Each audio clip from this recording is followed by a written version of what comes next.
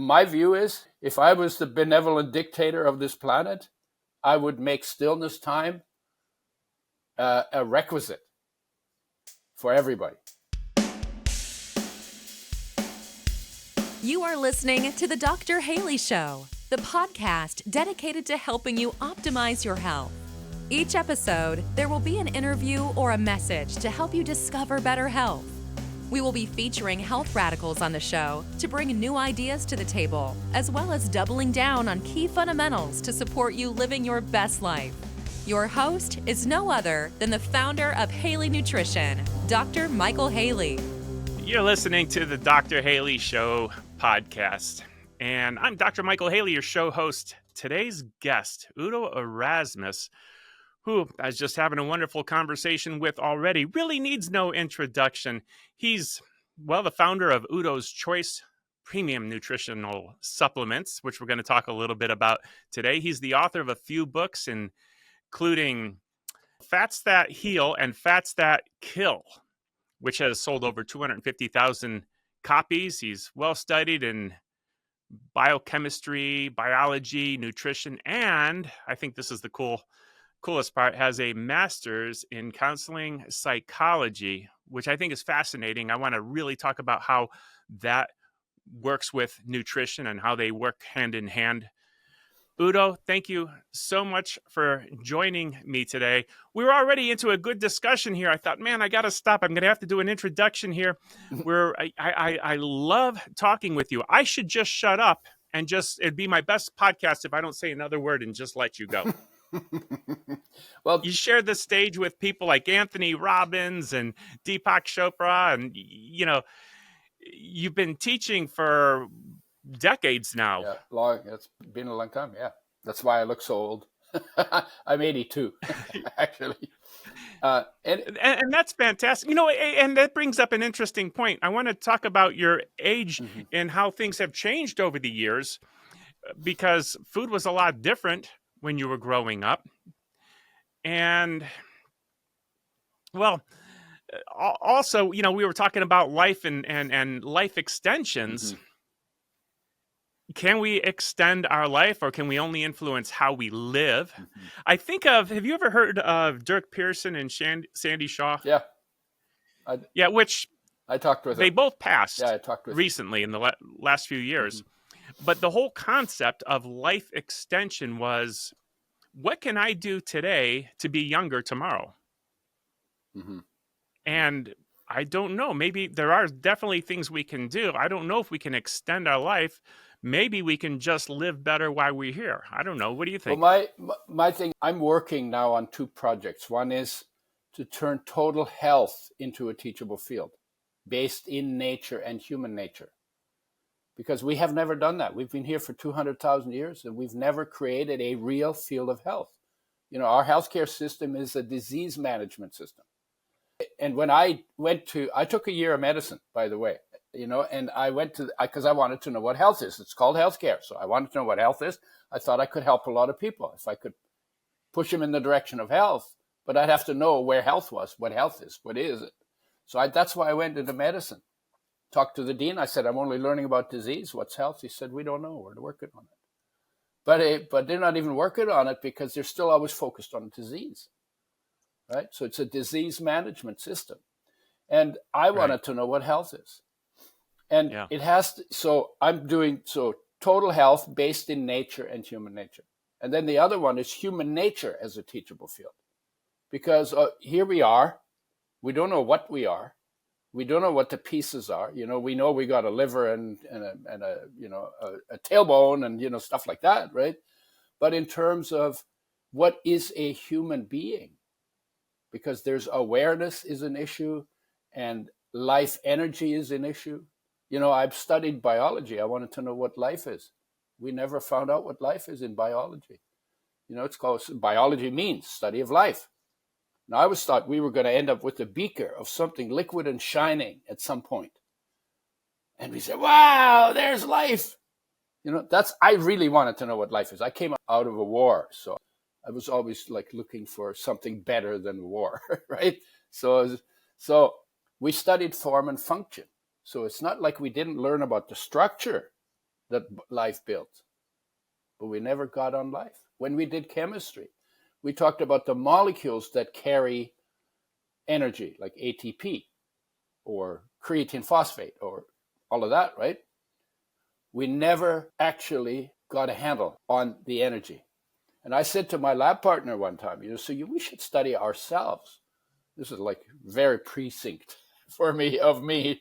I was like 18 maybe, right? I said, we should study ourselves because we have form and function and life all together. We don't have to kill ourselves to get to know it because we're here, right? So we just have to tune in. So this was like my lab partner's eyes glassed over, and he totally didn't get what I was talking about. And well, so, for me, it's too big to really comprehend, because imagine that we got so knowledgeable that we could somehow create a cell by, working on such a microscopic level where we could arrange all the atoms in the right place and knit them together to make the mitochondria and your cell wall and all of these little things. If we could somehow knit all the atoms together, put them in the right place, what makes them alive? What gives them life? mm-hmm. I mean, have you ever figured out the answer to that question? Yeah. Tell me. Well, first of all, why would you want to do a stupid thing like that and spend all the money and time on that when you're surrounded by cells that have already been made for you, including 60 trillion in your own body, right? So that's one issue. So why would you want to invent life? That's just an arrogant ego trip, I think, right? I completely agree with you. And so what is it? Well, this planet is run on solar energy, right?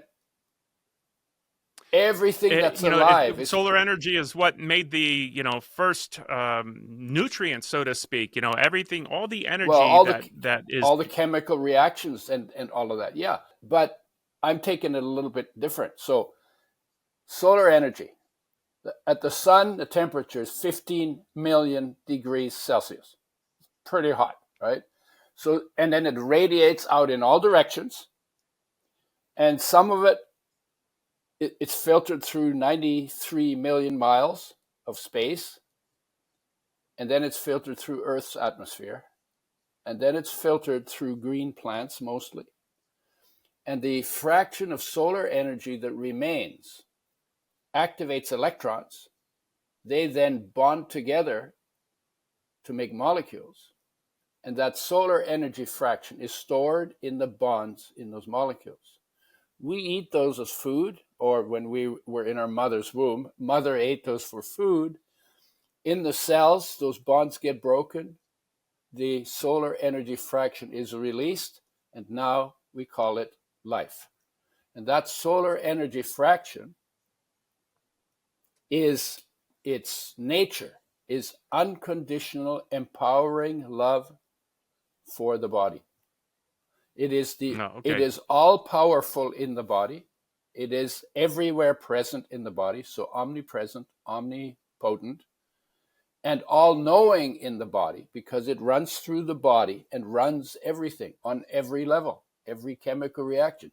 There's like 1 trillion or 100 billion chemical reactions in your body every second. And you have 60 trillion cells. And that solar energy fraction runs all of that. Okay? You're using words that some people would say that describes God. Yeah. Well, omnipresent, omnipotent, omniscient is one of the definitions of God. Yeah. Or spirit. And I had an experience, because I was really looking for what is the essence of everything. I had some very powerful personal spiritual experiences. And this understanding comes from one of those experiences. And then I started thinking about it. And then I said to them, well, what is that? Well, what is spirit? Because why did I go into psychology? It's the study of soul. I thought soul might be something meaningful. But I didn't know, because we weren't religious, but I'd heard the word, and we didn't study soul in psychology. We studied thoughts, beliefs, and emotions. No soul. So no health in biology, no soul in psychology. In theology, you don't get to see God. So no God in theology, right? And then no health in medicine. Like, okay, Right. we're all being misled by what Yeah. we're told we're being taught, if we really take them at their word.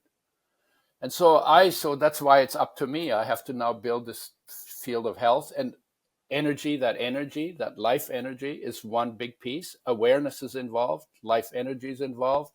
Inspiration is the shine of that energy into the world, that unconditional, empowering love into the world. Oh, by the way, that energy that is life is also the master within you. So we're going there again, right? It's also the CEO.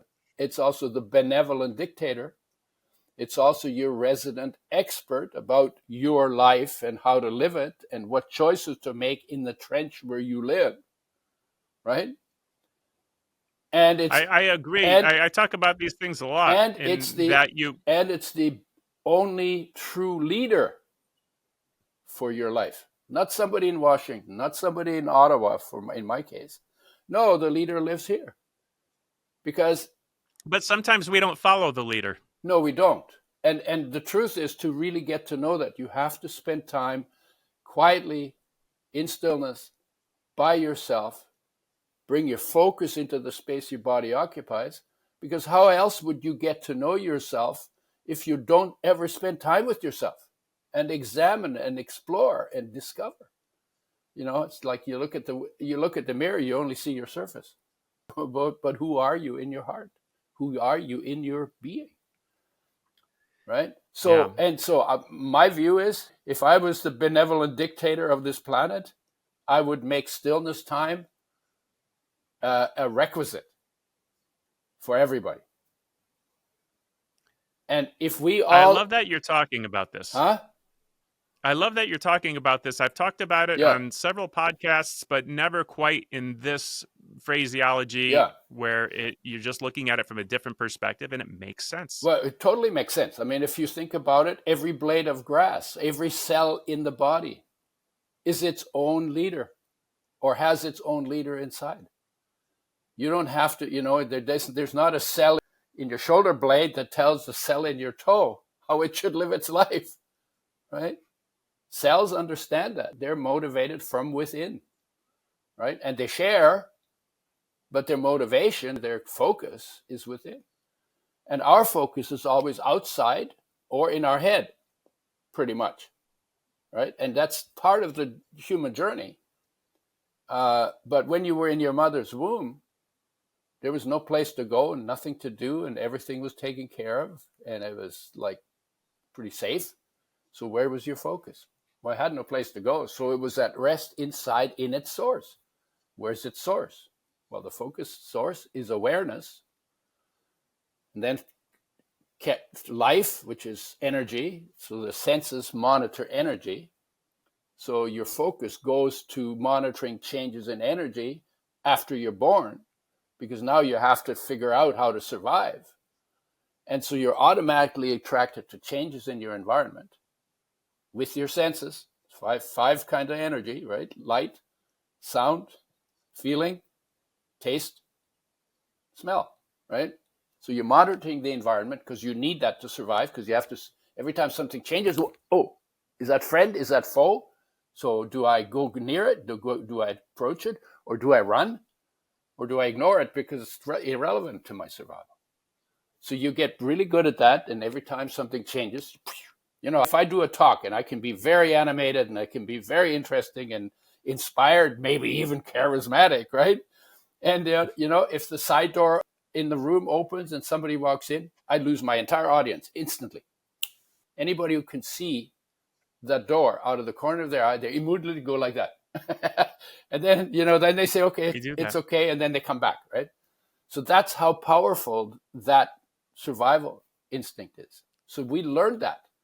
And so, but what we didn't do, what happened in that process, our focus went from being present inside, absent outside. Now more and more it's present outside, absent inside. We got disconnected from inside. That's where heartache began. And heartache is triggered by lots of things that we try to substitute for feeling whole, right? But the trigger is not the cause. The cause is our original disconnection from ourselves that led to discontent, that became our driving force for everything we do, but that is actually in its essence the heart calling you to come home inside to where you actually live. Right? Yeah. So that would be the second thing I would do as benevolent dictator. I would make it clear to people what heartache is. Do you try to get your wholeness out there somewhere when your wholeness was already in you, waiting for you, but you were not focused on it? And that disconnection leads to discontent, and discontent is just another word for heartache. And it's an uneasy, uncomfortable feeling in your chest. You know, when somebody disappoints you, or your girlfriend dumps you unceremoniously, or whatever, right? Each one of these things is a whole separate, not only podcast, but course, Yeah. book, and the thing is, library of and books. the thing is, we've been here for 200,000 years, and we have never got a handle on it, other than some people like Buddha and Krishna, who were the teachers of human nature, in one way to describe them, and Christ, right? They were teachers of human nature. They took time alone. They spent time with themselves. They discovered the beauty and magnificence and divinity inside, and they talked from that experience to that experience in other people. And they all said, we all have the same stuff inside of us, right? And then if people were interested in that energy or that experience, then they hung out with these people, and they got hints of how they could also live like that. Like, oh, well, Yeah, oh, I don't think that's unique to just the small handful, though. I think there's a lot of people that are, I'll say, walking in the spirit. And I'm not trying to limit it either, because they all said, yeah, you all have that in you. You know, when Christ says, what you have done to one of the least of these, that you have done to me, I could only understand that as, oh, I'm in everybody, right? And yeah, I'm just talking right now about the famous ones, right? But yeah. the point is, it's possible for everyone. You don't know, your mailman might be one of those people. He's delivering the mail, but he might be one of those people inside, right? So, well, I perceive you're one of those people. So, and well, I'm definitely a student of that particular interest, because it's about life. which is a humble response. Yeah. And that's okay. That's good. That's more evidence of the fact. Well, then I'm gonna be really smart and say, yeah, it takes one to know one. Well, thank you. You enjoying the show thus far? One of the many health secrets that we have covered on the show is all around aloe vera, specifically drinking raw aloe vera. Our aloe vera has helped our customers effectively heal their gut, increase their intestine health, lower inflammation in the body, eliminate and/or decrease acid reflux, have glowing skin and hair, and so much more. Now, as a frequent member of our audience, you will be exposed to exclusive specials and coupon codes for the awesome products manufactured by Haley Nutrition. That's right, for simply being awesome and tuning in. You can get a mini discount to help you optimize and better your health. To see how we can help and support you on your health journey, tune into the episodes and listen for coupon codes that you can use at www.haleynutrition.com before you make your orders of raw aloe vera. Once again, it's www.haleynutrition.com. Now, back to the show. I want to jump into some of your education and some definitions and a little bit of how all this works together. Yeah. For instance, I'll give you my definition first and then ask you to expound on it, or how do you look at it? When we look at nutrition, the definition of nutrition, I would say that, well, what you eat is your diet. That's not your nutrition, it's your diet. your nutrition is really like blood chemistry, chemistry within your body that is changed by more than just what you Hmm. eat. You can think and change Hmm. your chemistry or your nutrition. You can rest, and when you're resting, your nutrition is changing. And as you're exercising, your chemistry, your nutrition within you is changing. So, what would you say Yeah. nutrition is? So I look at it a little bit different, but pretty much comes out the same. So I just told you about the three parts of human nature that get neglected the most. So awareness, life energy, and inspired purpose. Okay, which is the shine of life into the world. And it's the positive mind. It's the visionary. It's the thing. How can I help? That kind of thing. Then there's the body, made from food, water, and air, made for activity. So food and fitness. Everybody talks about food and fitness. So I downplay that a little bit sometimes. Then there's protective mind, and that's the survival smarts, that because you live in, the one that your senses get drawn to. Gee, is this a danger? Oh, gee, is this something that is good for me? So that's protective mind. Then outside of that is your social group, and that's who you hang out with, right? And then outside of that is your natural environment. That's where all your resources come from, but there's also some danger there, so you got to be grateful for it, but you also got to be respectful of it. And then is the big picture, which is an infinite universe in which our body is a terminal condition, right? Now you have to give each one of those. If you want to be totally healthy, you have to give each one of those its due, because each one of those has a different nature, a different function, needs a different kind of attention on a regular basis, goes off in a different way, and responds to a different kind of intervention. That's sort of the overview of the picture of total health.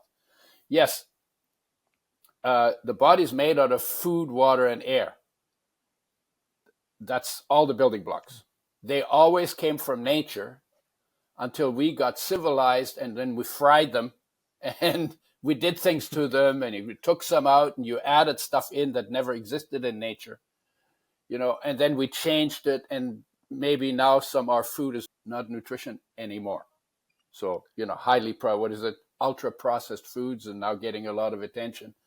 Yeah, there's you can't, if you get out of line with any one of these parts and your nature, you're going to pay a price in health, because Yeah. everything affects your health. So who you talk to, how you think, you can think yourself sick. There's no question in my mind that I've sometimes thought myself sick. And Mm-hmm. you know it because when you get really upset and frustrated, and then your mind is going a mile a minute, you don't really feel that good. and health feels good. If you want to Sure. make it really simple, what is health? Health is when you feel good, right? Even if your body is dying and you feel good, because that's also possible, because life energy is not affected by anything that ails your body. And that awareness is not affected by anything that ails your body. So you have perfect health. I call life energy perfect health. You never get sick, never dies, right? Formless to begin with. You can't destroy something that has no form, right? So life energy is perfect health. And you can have perfect health while your body is sick, because your body is subject to change and damage and destruction, right? Interesting. But your life energy is completely unaffected by that. So then if somebody says, you have a cast on, or somebody says, what's your problem? I don't have a problem, but my body's got a problem because I'm not the body either, right? Because I am actually life, right? Yeah. And so life, because if I say to you, hey, whose body is that? Most people would say, oh, that's my body. If you say this is my body, you've just said you're not the body. You've just said you're the owner of the body, and the body is your property. Oh, well, we never think about that, but we actually know. So then you say, well, who are you as the owner of the body? Well, I don't know. Wow, doesn't life own your body? Oh yeah, life owns the body. Well, you're life. How well do you know yourself as the owner of the body? Not so much, because I never pay attention, right? And that's how we live. That's why the world is so crazy, because we're so crazy in not getting fully present in our being, where we feel content, in peace, completely cared for, right? And then when you do the stillness practice and you do tap into that, well, then it's like, okay, well, what is the purpose of my life? There's nothing left to do. Other than to help. How can I help? What needs to be done? How can I make the biggest splash for good in the time I have in this body? Mm. And so your purpose changes. Because before you feel content, your purpose is always, how can I extract something for myself out of whatever it is that I'm going to do? Right? Because I'm hoping that if I do it well, then it will feel taken care of. But it never happens. You get 3 days of celebration, and then that same ache is back because it never fulfilled your heart, because the fulfillment of the heart is an inside job, not an outside job. Yeah, when we were, I guess, teasing each other a little bit when you said takes one to know one, and I was, telling you your humility, and which was the evidence of who you are. Mm-hmm. In my mind, I'm thinking, this guy is not here for any self-gain. Mm-hmm. I see it in you. You're there to help others. Mm-hmm. And yes, when we do that, we do know there is an exchange. As I help others, I get to live on, and there is an exchange that helps me survive, whether it's in finances or in receiving the love, the vitamin L from the people that I'm giving to. Yeah, it's But the purpose is to help others, and the purpose and is purpose is to shine. Yeah, because that's what we are by nature, and the shine Yeah, is the help. How can I help? It's like I help people all the time. They're people I don't know. I just meet them on the street. They're turning the map upside down and looking around, and I say, "Oh, where do you want to go?" Right? I say, Yeah. "Oh, where are you from?" "Oh, there's some tourist or from somebody," right? And then sometimes I'll walk with them to where they want to go, just because I can. And it's kind of fun, and it always feels good here to help a little bit. It always feels bad here when you hurt people. It's very interesting. Sure. And if it doesn't, there's something wrong. We're built like that. That's our nature. Yeah. Let's talk a little bit about psychology.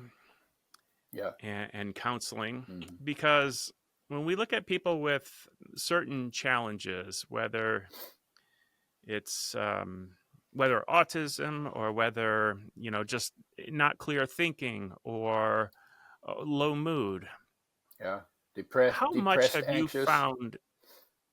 Yeah. How much have you found a connection between nutrition and that? There is a connection between nutrition and that. I think there's pretty good research on that. If you eat more plant-based, you tend to have a mellower mood, for instance. There's research on that. I didn't think that you were going to ask that question, but when you do counseling, and this is not what I learned in psychology, but when you do counseling, the first place where I would start is say, okay, you're anxious, you're depressed, you're not feeling right, but there's something in you that is completely whole, completely okay, completely filled with love. Give that equal time. Now, first find it. Well, first, believe me that it's there in you, even if you're not experiencing. Second, give yourself some time to find it. And instead of talking about your worry thoughts, look for that thing. Take time to look for that in you. And then third, when you find it, then cultivate it.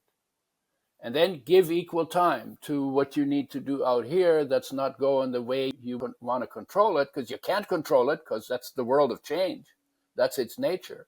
And recognize at the same time that things are changing in your mind, in your body, in your emotions, in your social group, and in your environment.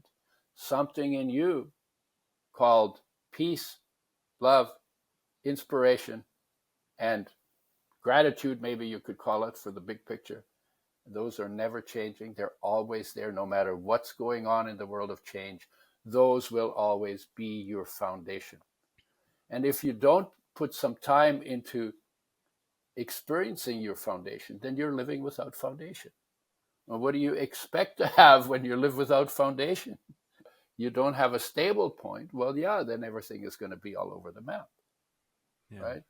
So I'm talking more about self-cure, because what we do is we try to move the mental words around. But in the East, in the Eastern psychology, they say mind is the problem. And you want to transcend the mind. You want to get out of the mind. You want to get into the place in you that has no problem ever, because that place is always in you too. So why aren't you giving that some time?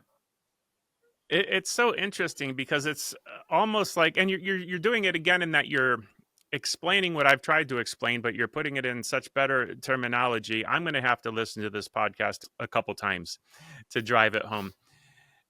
If there's a nutritional problem and you're listening to that higher knowledge, you're going to be led to the correction nutritionally. You might not, because some of those people died of cancer because they didn't pay attention to eating. And my view is, you need to eat in line with nature, because physical health was invented by nature as an adaptation for a limited survival in the natural system. So all the building blocks for body construction came out of nature: water, air, food, right? And the food was fresh, whole, raw, organic, local, and probably for human beings more plant-based than animal-based, because animals ran away and fought. Plants don't run away and don't fight back. They're easy to hunt down and kill, even if you're a hunter with nothing but rocks, right? So if you want to live longer because you're doing everything else right, then part of it is, how do I live in line with nature?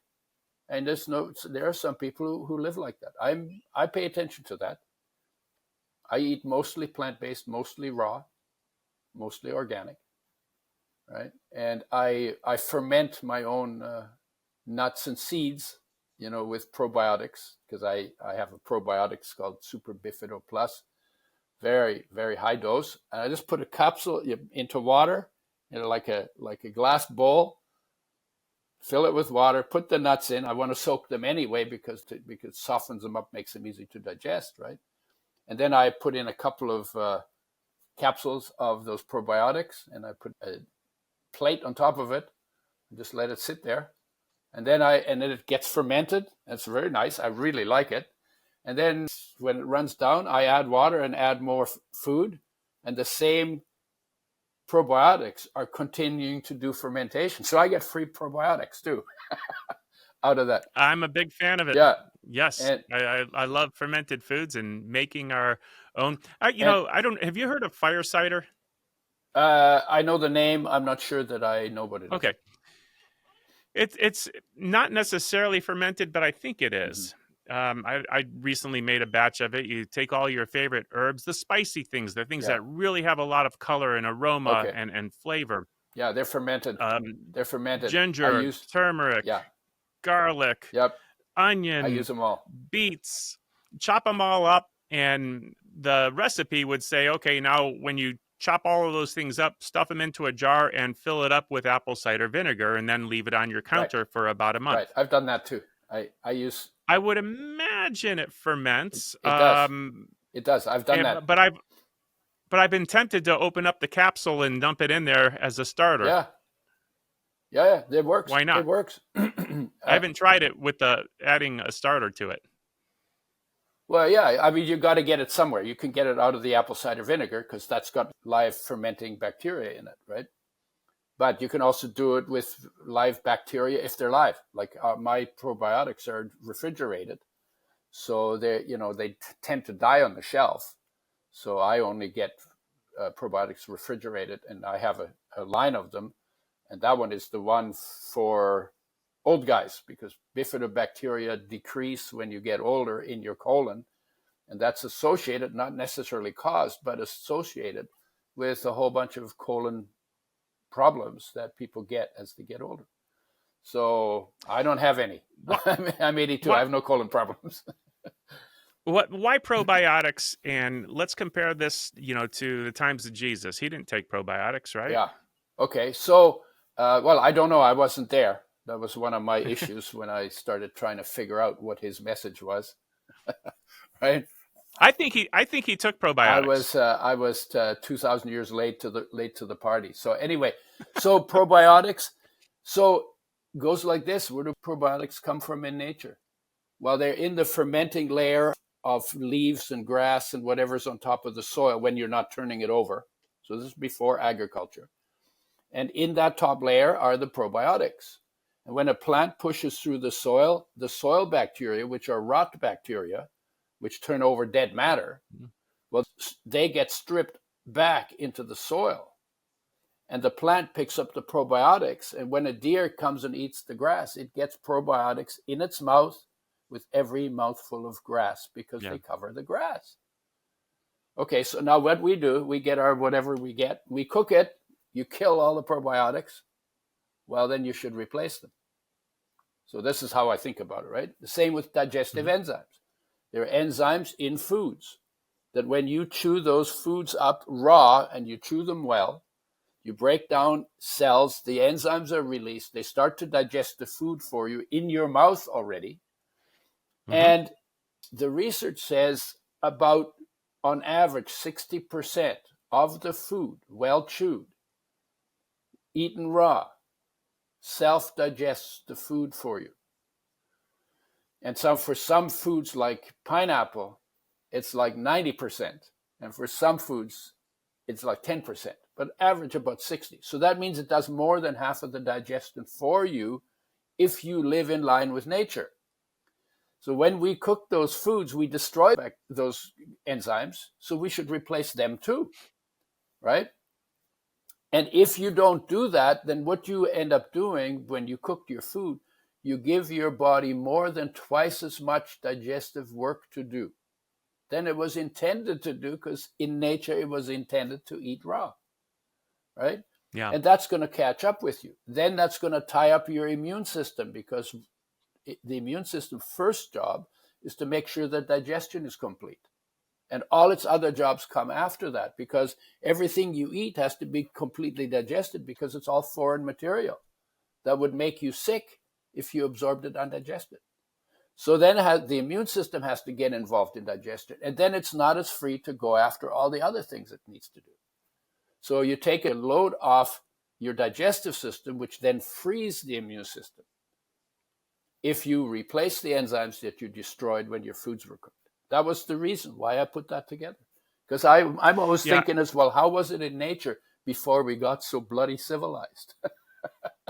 Right? And Udo, I want to make sense of some of this and then talk about your products a little bit and how you address these issues with it. And the reason I said I think Jesus had probiotics, it was written, use a little wine for your stomach and your frequent infirmities. And their wine was not pasteurized, because pasture hadn't been born by that time. So it was a live probiotic. Right. Yeah, it would have been. And I think that's why the scripture specifically said for your stomach and your frequent infirmities. Oh, okay. Yeah. The best class I ever had on enzymes, Dr. Andrea Hazim, going back about 30 years ago, she made a bowl of oatmeal for this class. And she opened up some fruit and vegetable powder that had digestive enzymes in it. And we watched this cooked oatmeal liquefy in the bowl. And I'm guessing the enzyme amylase was breaking down the starches in the oatmeal. Yep. And as it breaks off, it makes it, water, probably a hydrogen and an OH on the other side of each, as it's breaking apart. Yep. And we just saw it liquefied. Yeah. And then if you eat oats like that, which I have done, you actually, what is left is the cellulose or the fiber structure of the oat, or the oat flake, right? And you can actually taste it and feel it in your mouth. It's really cool, actually. Oh, yeah. Yeah, and it's funny. You remind me of a scripture where Jesus was walking with his disciples through the fields, plucking the grains, which an oat groat is essentially a grain, and we have them all dead and chopped up and killed Mhm. instead of dealing with the And live there's oat we're groat. live, yeah. But yes, I've eaten them raw Hmm. from the oat groat before being rolled and crushed and killed and Yeah. chopped. And yes, you can And eat yeah, and those. there's probiotics on oats too if you don't spray them with pesticides and you grow them without turning the soil over too much, because the plow was invented later than that, right?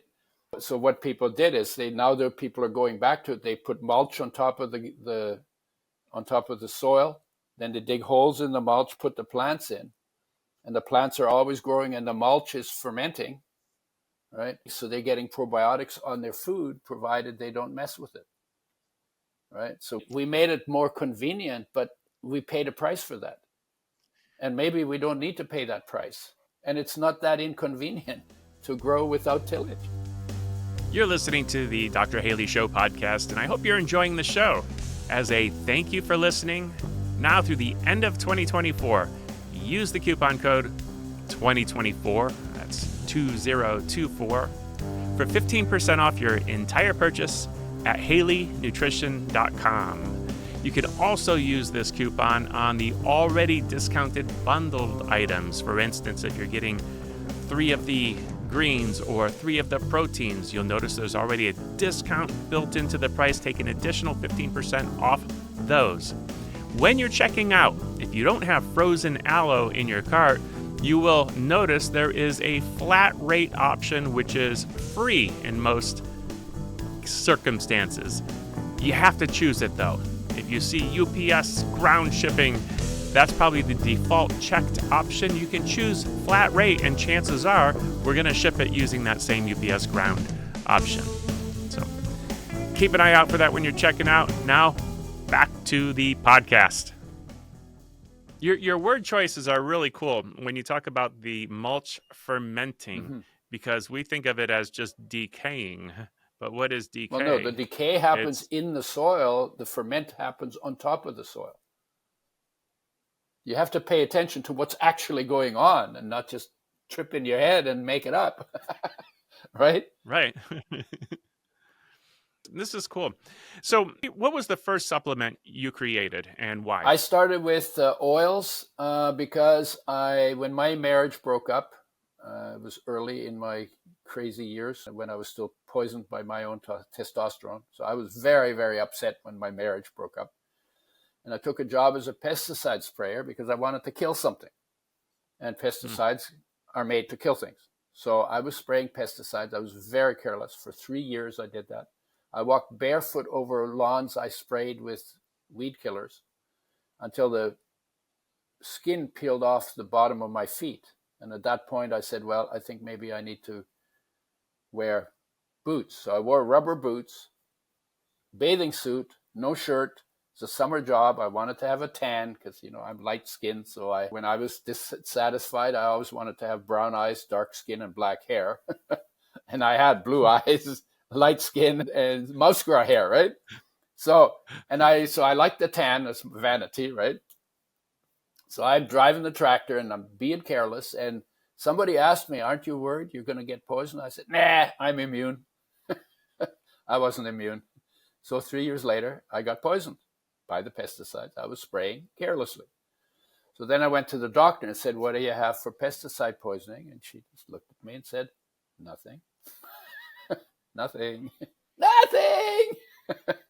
And that. What is pesticides? What is poisoning? We don't even know this. Pesticides are brand new. How are we going to have a treatment for that? And that day the penny dropped for me that my health is really my responsibility. I knew that. I knew it in theory, but it was like all of a sudden it became really real. And then I went to the people in the government who wrote the course that certified me as a pesticide sprayer. And I got 99.5% on the exam. And I was sure they had made a mistake marking it because I knew my stuff. So I called him and I said, are you sure you didn't make a mistake? So he said, well, let me look it up. So he said, how many instars in a crane fly? And I said, 4. He said, well, you circled 2. so anyway, I knew my stuff. So I called this government agency that trained me in pesticide spraying. They never talked about pesticides ever.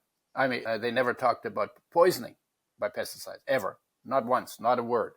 Said, can I come in and look through the literature that you must have about the toxic effects of pesticides? They said, no, I think you just have a flu. It's going around. And their symptoms are somewhat flu-like. So they wouldn't let me look in their literature. And I thought that was really unfair of them, because that's like, shouldn't you be accountable for what you're teaching and not teaching about poisons? And I was stupid, but so then I went to Greenpeace. And in Greenpeace, I met a couple of people who had like a 18-inch stack of papers on pesticide poisoning. And I was, oh my God. And then my palms started to sweat. Oh my God. More than 60% of the pesticides we spray cause cancer. Oh my God. I got cancer to look forward to. And what happened to me is I got cramps, nausea, dizziness. My energy was under the basement. It's like I have more energy now at 82 than I had at 38 when that happened. I literally, if I walked around his city block, I would have to sit down and rest. And then if I turned my head, it felt like my head turned, but my brain didn't. Now, obviously, that's not what happened, but that's what it felt like. So I started taking supplements and I started paying attention. I did some fasting, I did some sweating, and I tried a bunch of things. And then I went in and said, well, let's see, your body's made out of food. It's actually food, water, and air, but I was only thinking food. Body's made out of food. So, and you know that the body turns over. 98% of the body, of the atoms in your body, are removed and replaced every year. Ballpark figure, right? 70% water. If you drink the amount of water you're supposed to drink, you drink more than 10 times your body weight in water every year. So I did the math on this stuff. It's all it's because it's all so interesting, right? And and so if the body turns over 98%, then if something goes wrong with your body, then all you need to do is raise your standard for intake. And if you do that, then in 1 year, you can have rebuilt 98% of your body to a higher standard. And the higher standard is always more in line with nature. So we're talking about fresh, whole, raw, organic, in season, locally, again, right? And so then I said, okay, well, let me look at nutrition. I studied biology. There's quite a bit of nutrition and biology, but I never studied nutrition. So I went into Medline, the database of all the studies, and my topic was food and health, or nutrition and health, nutrition and disease. I read everything I could get my hands on. I found about essential nutrients. Well, essential nutrients, the most really important ones that your body can't make. 18 minerals, 13 vitamins, 9 essential amino acids, 2 essential fatty acids. And there, you have to have them. You can't make them. You got to bring them in from outside. If you don't do that and you don't get enough, then your health deteriorates, literally degenerates. That means just means you fall apart molecule by molecule. And you get deficiency symptoms, and they get worse with time. And if you don't get enough long enough, you die. So this is like the key central stuff in nutrition is the essential nutrients. Third part of the definition, if you're deteriorating because you're not getting enough of an essential nutrient, but before you die, because death by definition is not reversible, so before you die, you bring enough back into your diet, then all the problems that come from not getting enough are reversed, and you get your health back. It's like, wow, how cool is that, right? And then they also had to have identified at least one biochemical reaction in the body in which that essential nutrient is required, and without which that biochemical reaction could not take place. So it's a very precise definition, and that makes it very powerful. So then what do? Well, you optimize your intake of those 42 essential nutrients. However, you have to do that, right? And if you don't get enough in your food, well, then you take some as a supplement. So you just make sure that you optimize your intake of everything, because if you have optimum intake, then life will give you an optimally healthy body. If you only take minimums, then life will make you a minimal healthy body. Who would want to settle for minimal health if they think about it, right? So I got into that. And then in the studies that I was doing, I got lost in fats because it was the most confusing area. And what really got me into fats was I read two studies. One said omega-6 is an essential nutrient by the definition I just gave you, right? Can't make it, got to have it, got to get it from food. If you don't get enough long enough, you die. If you get it, bring it back before you die, you get your health back. Okay, omega-6 is an essential nutrient. And the very next study I read says omega-6 gives you cancer and kills you. And I'm going, what the hell is going on here, right? I have to eat it so it can kill me? No. That there's got to be something wrong with that. So I started, and that contradiction drove me nuts. And I said, I must be missing something. This cannot be right. And that got me looking into how oils are made.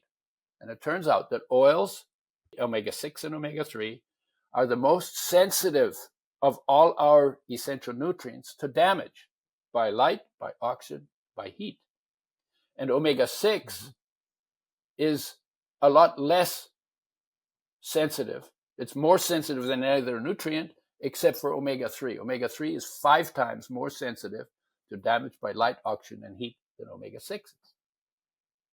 And the year after I got... Is that why those oils go rancid? Yeah, that's why if you get fish oil and you put it in the fridge, fish oil is 5 times more sensitive than the plant omega-3. So it's really sensitive. So you get fish oil in a glass bottle, you open it, in less than a week, you can smell the rancidity even in the fridge. That's how sensitive that stuff is. So that means these are the nutrients that need the most care to be protected from light, oxygen, and heat. And the truth is we give them the least care. We throw them in the frying pan. In the frying pan, they get damaged by light, oxygen, and heat all at the same time. And frying is the dumbest thing we have ever invented to do to our food if health is the goal. So I tell people, well, you got a frying pan? Well, of course, everybody does, right? You go get the frying pan, pull it out from wherever you keep it, turn it upside down, whack yourself upside the head with it so it's associated with pain, and throw that stupid thing out because it's going to kill you. Not by hitting you, but by what you fry That's in it. Funny. The research says that is funny. If you fry or overheat carbs, starch, or protein, or oil, each one of them, independent of the other, increases inflammation in your body and increases the risk of cancer. Well, yeah, if fresh, whole, raw, organic is the standard nature or God set in nature, maybe frying is really off the track here, right?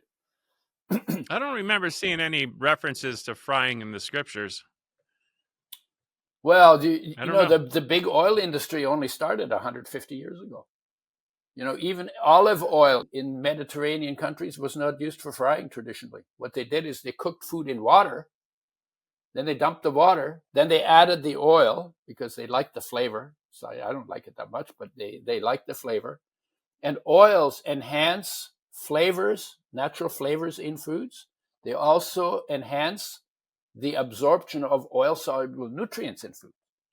So it's good to have oil with foods, but the oils need to be undamaged and the foods need to be undamaged.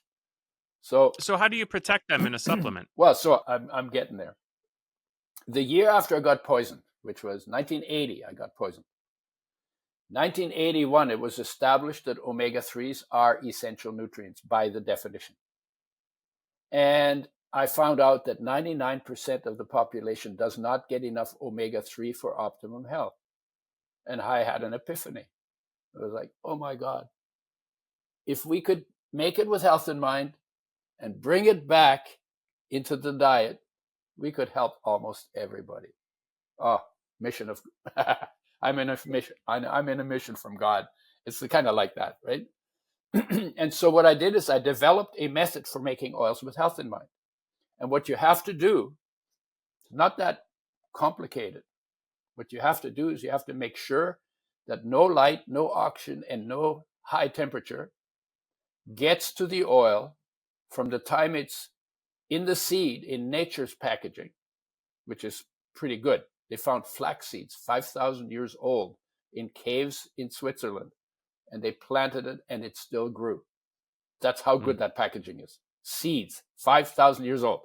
Okay. So from the time it's in nature's package through the pressing, the filtering, the settling, the filling, till it's in a brown glass bottle, in a box, nitrogen flushed, in the fridge, in the factory. No light, no oxygen, no heat get to that oil. That means you have to make a very, very tight system. So I understand. So I created that. And I grew up on a farm. I liked to tinker, and I knew what the issues were. So it's not that hard to figure out what to do when you know what the issues are, right? And when you know what your goal is. And the goal was making oils with health in mind. Nobody made oils with health in mind. They always made them with shelf life in mind. And that's why they did or profits. They made them with profits in mind. Oh yeah, shelf life well, yeah, the two were related. Yeah. Right, very much so. Yeah. Now, and I noticed we could get these. Oh, yeah. So then the first oil that came out of it was flaxseed oil. Flaxseed oil was the first oil developed. Why? Because it has a lot of omega-3s in it. And I wanted to bring the omega-3s back. And then we went on a tour in 1988. So in a van without air conditioning, the hottest months of the year, July, August, half of September, half of June, through 35 states, 17,000 miles by road, 85 cities in 101 days. And we talked to anybody who would listen to us. And we went from 2 people to 1,500 people on that tour. And we talked, and we created a buzz because we were on fire. Oh my God, we could help so many people. And that was so inspiring. So we would, worked all day and drove all night and did this tour. And in 2 years, flax oil became the second highest selling oil in the natural foods industry, which is where we were active. Right. Amazing. Then I became omega-6 deficient on flax oil because flax oil has 4 times more omega-3 than omega-6. And that ratio is too high. And I was only using flax oil as my source of fat in the diet because I wanted to see what would happen. And I became omega-6 deficient, dry eyes, skipped heartbeats, arthritis-like pain in my finger joints, and thin, papery skin. Classic omega-6 deficiency symptoms. How do you fix them? Eat sunflower seeds because they have lots of omega-6, no omega-3. So brought the balance back. And then I decided, we should really make a blend that is better balanced with omega-3 and 6. And out of that came Udo's oil, which is a blend of 9 ingredients. It's twice as rich in omega-3 as omega-6. The omega-6s are also made with health in mind because most of the omega-6 oils people eat are damaged, right? And people these days, they talk about, don't use seed oils, don't use omega-6. I'm sure you've heard that. There's a lot of people going around saying that right now, including some people who live in Florida. No, there's like people proposing legislation against. I've seen it, and I've put in a thing oils. That omega-6 is not the problem. Omega-6 is an essential nutrient. They're blaming on omega-6 and seed oils what should be blamed on the damage done to them by the processing or during food preparation. So they're throwing out turning them into trans fats, I would imagine. Well, there are all kinds of different fragmented molecules, double bond shifted molecules, cyclized, twisted, trans fat, which would be the trans fatty acids, dimerized, trimerized, cross-linked molecules. So they're all things that life never made a genetics enzymatic program to break down, right? So what I'm saying is you're throwing out the baby with the bathwater. You should be blaming the damage and stop damaging oils and start making oils with health in mind. Imagine if Archer Daniel Midlands started making oils with health in mind. That'd be nice. That'd be very good for people, because more health problems come from damaged oil than any other part of nutrition. And more health benefits will come from getting your oils made with health in mind than any other part of nutrition. Why? Because they're our most sensitive molecules. They're the most misused, they're most damaged, and now they're also the most lied about, right? And the people who say don't use seed oils and don't use omega-6s basically have only done half their homework. So they use these damaged oils in research, the researchers. Then you see negative effects. Then they blame it on the oil. They should be blaming it on the processing, on the damage done by processing and food prep, right? I get it. So Yeah. then we made... I wasn't aware of all the products being damaged, and you made a lot of sense of it when you talked about the things that start reactions, the heat, the light, the oxygen. Heat, light, oxygen, yeah. You made a lot of sense of those things. So. Yeah, and then we fixed the problem. And we fixed that problem over 40 years ago. And there have been always books that talk about damaged oils and you shouldn't eat them. Not one of the authors of any of those books in the last 40 years, including the ones that are popular now, not one of those authors has ever talked to me. And I'm not hiding. Interesting. And I'm not hiding it. They know. Some of them, I know they know what I do. But they haven't paid attention to what I actually do. They're just making assumptions. I knew I was going to get into time trouble as soon as I started talking with you, even beforehand, because, well, no, for real. So what I'm hoping to do, and I need clarification on just a couple things. On your products, Udo's Choice, and I notice you have a link to where you can get those from udoerasmus.com, your name.com. Yeah. But it goes to a site, Flora something. What is Flora? And I see that on your products of Udo's Choice. It has the brand name Flora. What is Flora? Yeah, Flora is a company owned by a guy who is my partner. He manufactures and distributes. I do the formulation education. Okay. And I did that because I'm more interested in education than I am in running a factory. And I decided way back then that I would work with somebody so that I could do what I do best and he could do what he does best. And that's how we got together, which is put more focus on health into a teachable field, total health and human nature. So that's where a lot of my energy is going. I know that needs to be done. So, can we schedule another meeting at some point here? Oh, sure. I want to talk about probiotics. Yeah, I want to talk about gut health and psychology and so many more things. Yeah. Okay. Sounds good. All right. This has definitely been one of my favorite podcasts. I want to thank you so much for joining me today. People, thank you for listening to this podcast on the Dr. Haley Show. Look above, below, to the side, depending on what platform you're consuming this on. I'm going to make sure that I have links to where you can get Udo Erasmus's books, his supplements. UdosChoice.com. I'm on LinkedIn and I'm on Instagram and I'm on Facebook. And if you go on Google and you write in Udo Erasmus, if you spell it right, I'm on the first page. That's the joy of having an unusual name. And if you type your name into YouTube, you'll have a YouTube unending, right. so much content there. Thank you so much, Udo. All right, thank you. It's a pleasure. I hope you enjoyed that episode today on the Dr. Haley Show. Make sure to hit subscribe on whichever platform you are listening to this. If this episode made you think of someone, go ahead, take a screenshot, and share this exact episode with them. You can catch the show notes for this episode on www.drhaley.com. If you want to geek out with Dr. Michael Haley on other radical health topics, be sure to check out his YouTube channel, where he posts exclusive video content. All the details are at www.drhaley.com, and we can't wait to hang out with you on the next episode.